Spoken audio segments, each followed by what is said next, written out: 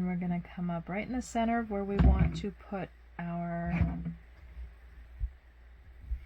knot, and then hold your thread out one way, take your needle and right up close to your fabric, you're going to wrap the thread around your needle. I do about 3 times. If you want it a little bigger, you can go more than that.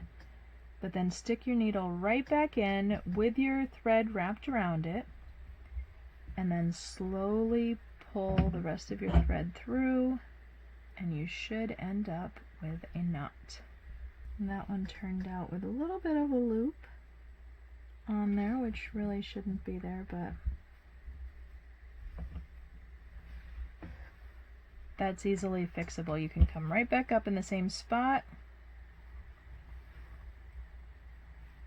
put your needle through that loop, and then go right back down.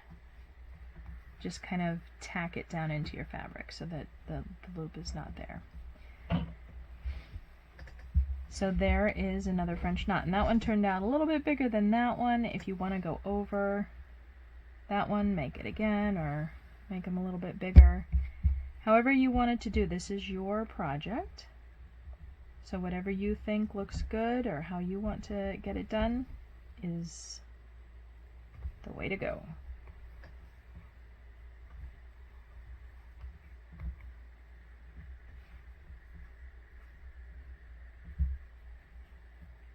And I ended up with a slight loop there too. So just come up from the bottom, go through the loop, tack it back down,